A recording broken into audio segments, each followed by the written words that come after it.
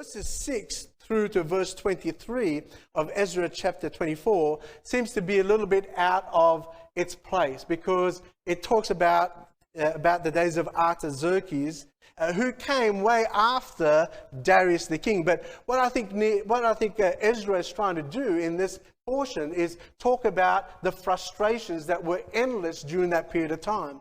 He even gave comparisons, say even from this time, this current time that we've seen, and from the beginning, there were those who tried to stop the work. And what did they do? They brought about disinformation. They twisted and lied about the children of Israel about what they were doing. They said this to Artaxerxes in verse 12, "Be it known unto the king that the Jews which came up from thee to us are come unto Jerusalem, building the rebellious and the bad city, and have set up the walls thereof, and joined the foundations.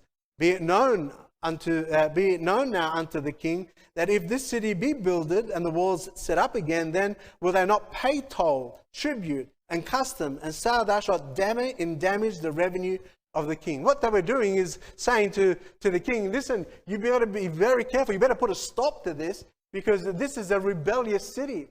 In the past, they had strong kings, and they always rebelled, and they didn't pay their tribute. And if you allow them to rebuild, you're going to lose much revenue of taxes. Now, certainly, Jerusalem was a city at that time that was under subjection, and they did pay their tributes.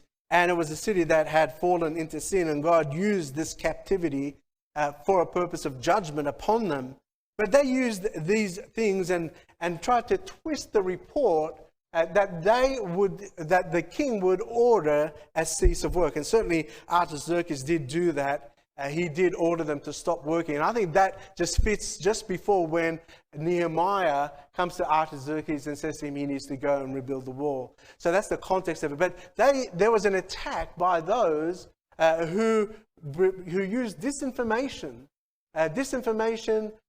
to inform the king about what is going in place to stop the work. And there are people today that do the same thing, don't they?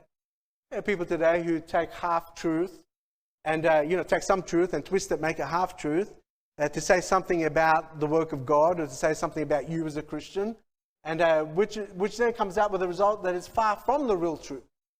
And our media is very good at that, are they not? They'll take something and twist it and spit it out in what they want you to see and to hear.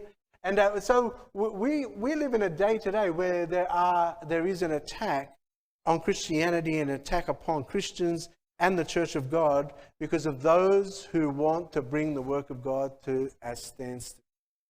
Now you say, well, what happened? Well, the Bible tells us in verse 24 that this work ceased. That this all came to a grinding halt. This discouragement, this opposition, this political and economic attacks brought the work to a grinding halt. The Bible says in verse 24, "Then ceased the work of the house of God, which is at Jerusalem. So it ceased unto the 2nd year of the reign of Darius, king of Persia." To put that in perspective, that is a stall or a halt on the work for a period of 14 years. For 14 years, nothing really took place. It came to a grinding halt.